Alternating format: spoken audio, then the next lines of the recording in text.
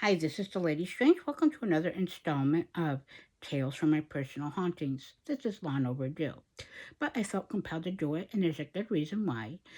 I have a playlist for this, so if you still feel interested or compelled, you can check out some of my previous installments over the years. So, basically, we all have different unexplainable paranormal experiences in our life, throughout our lives and our experiences. Things that we might not quite understand, that cannot be explained or not logical, can be irrational. Others may not understand or reflect on, yet we kind of have a cognizance of that.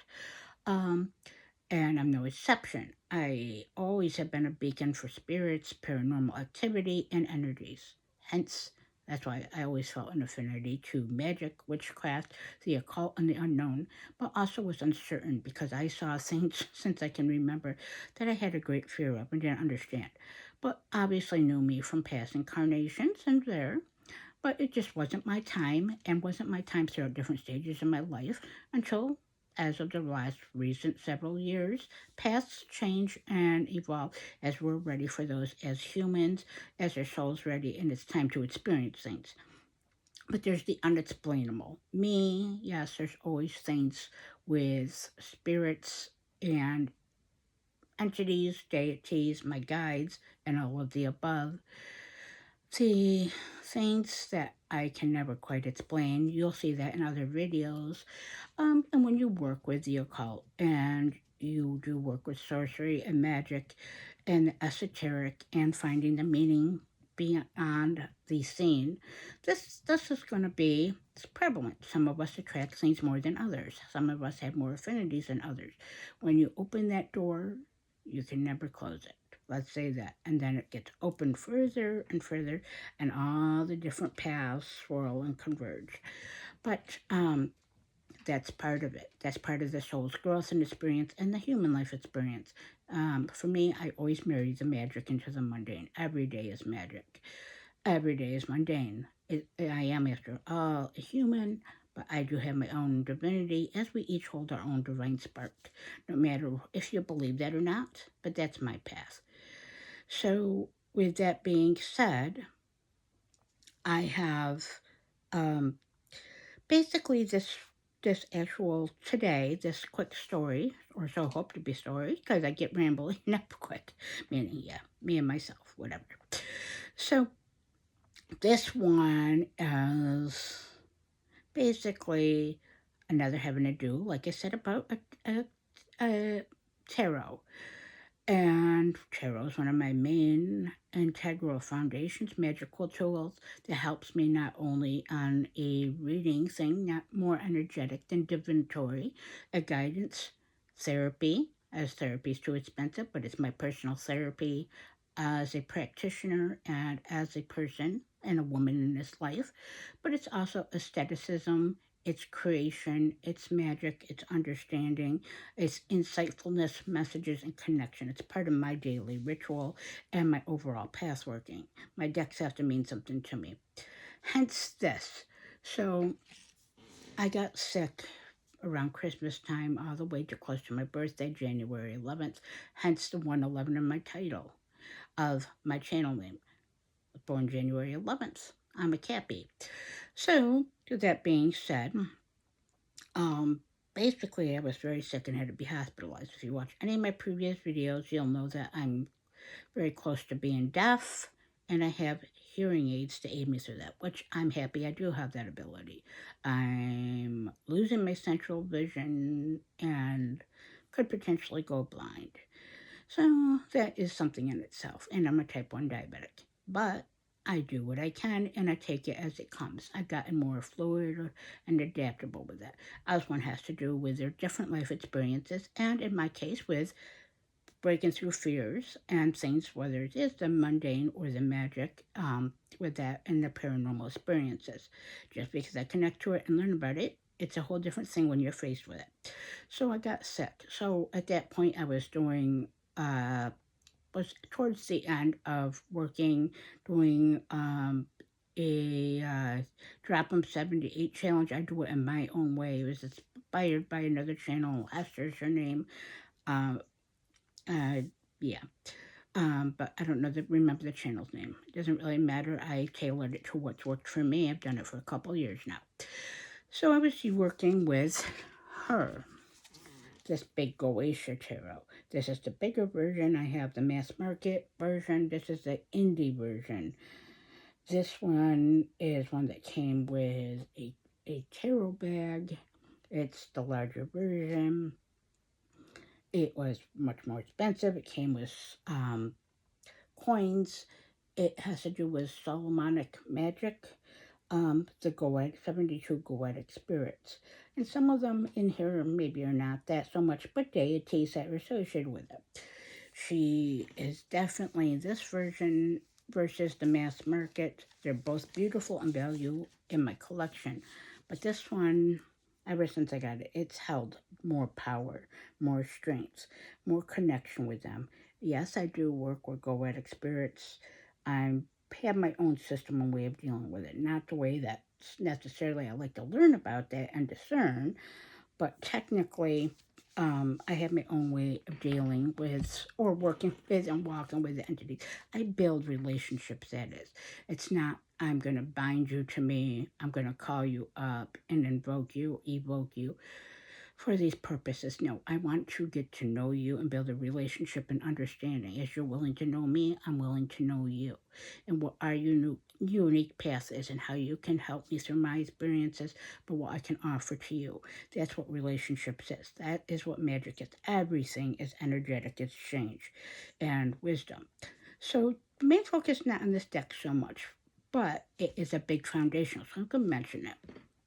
Um, and so forth. So basically, with this deck is she's definitely not everyone's cup of tea. Not everybody wants to work with the demonic divine. I was scared of the demonic divine, even though it intrigued me. It also scared the fuck out of me.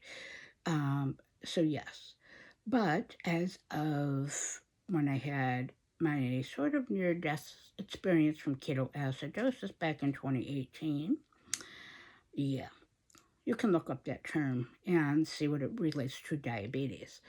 Ever since I came out of that, I had even a bigger attraction and got pulled in further into the occult in my studies and my pathwork and growth.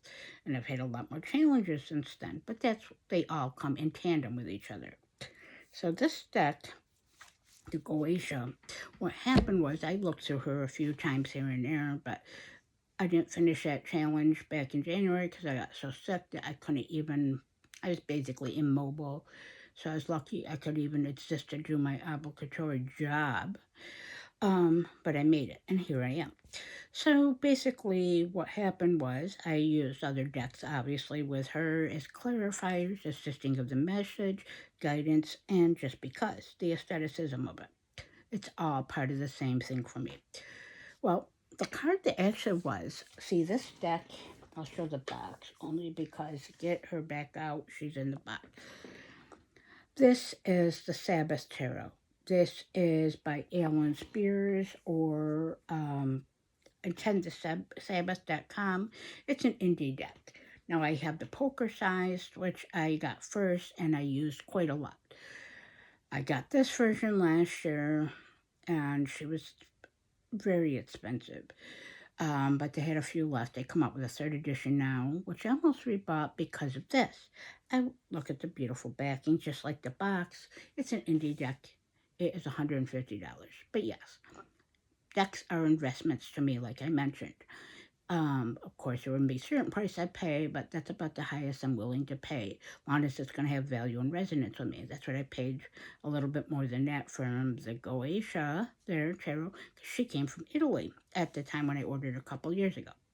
But basically, there was a card that went at one point, like in, I think it was like February, I have my decks housed all over the house, meaning I live with my decks. My decks live with me and come and go and are at my fingertips and often not.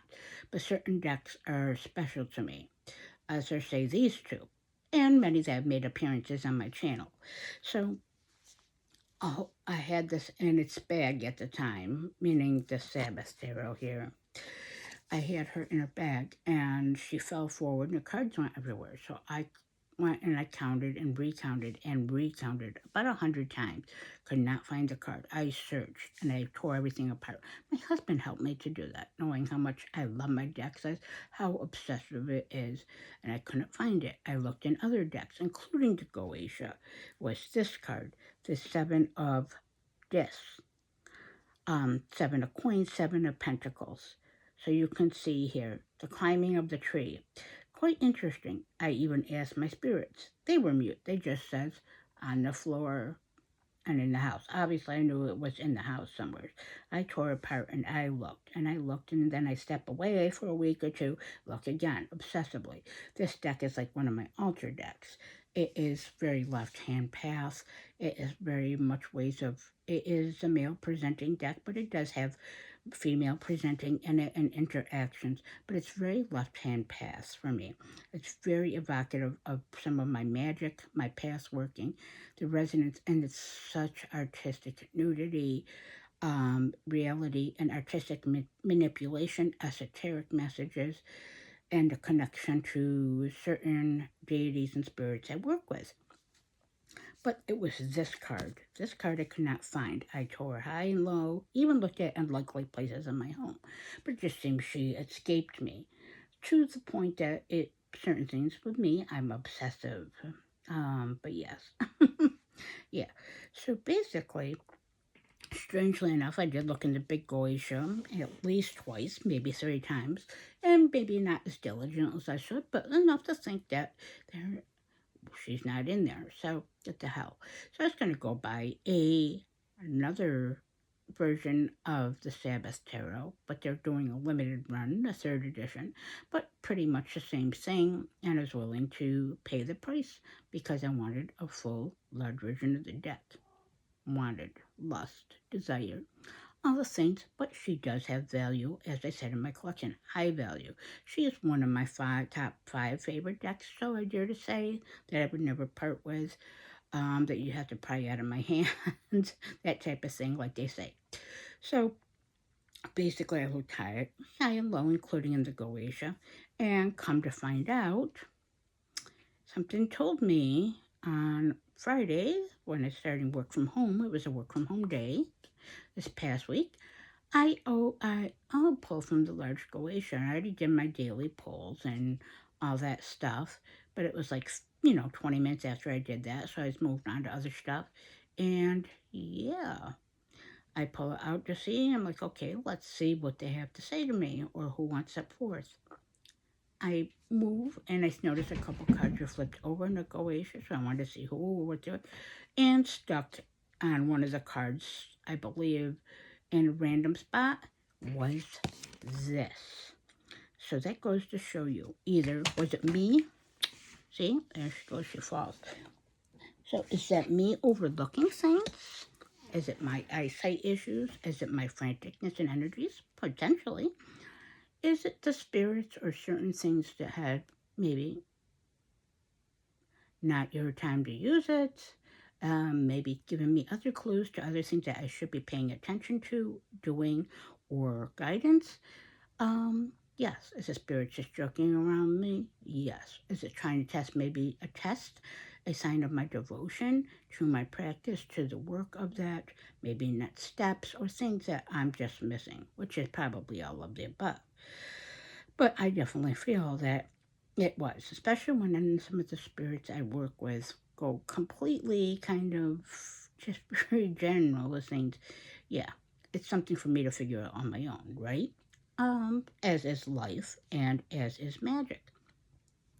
So I asked the deck, along with other cards, this is one I asked Goetia, okay, who or what is responsive or has a message regarding that Seven of Discs that was plainly somewhat in clear sight, but was clearly overlooked for months, to the point I almost ordered the deck, and when I tried to reorder it several times, it kept failing. There's a sign in itself, a message, but I was willing to do that and give up.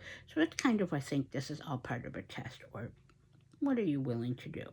But that was not yours, it's their type of thing, playing there. It's the spirits as a message for me. So I asked, does the spirit want to step forth as a message here? Because as someone pointed out that matters in my life said, he wanted to hang out with the demons. I guess he did. So because the one that came up when I asked, you know, the card, the clarity, the spirit, maybe that has a message regarding it. Yeah, look what I got. Good old Lucifer. Which he's the devil. There's many versions of it in this deck. The artist Fabio Lustrani is an amazing creator. He's Italian. He has several decks like the Santa Muerte Tarot, um, the Night Sun Tarot, for example. He knows his stuff. He's very much into the occult. He's an amazing artist for many things and levels, but he's also in a heavy metal band. So, two of my favorite things tarot and metal music. So, yes. But yeah. So, I actually do work with the energies of Lucifer and such, and have been building a relationship with that and understanding. It's not what the Christians or how I was raised or still am blasted with in certain ways or approached. It's not quite like that. Lucifer is the light bringer and light bearer. So that, but clearly a message is for many reasons and many levels. So was he behind it? Potentially. Do I use the Sabbath to connect with him? Yes, many times and have. Does he have a resonance with that deck and the Goetia? Of course. So I believe it was all part of a sign. That is up to that. So yes, just another rambling of my personal hauntings and a pointed message or messages from deities, entities, or maybe I just was ready to work with the deck in a new way, but not at that time, but now I am. So yeah, either way, I hope this all finds you well. Thanks for watching if you have, and stay strange.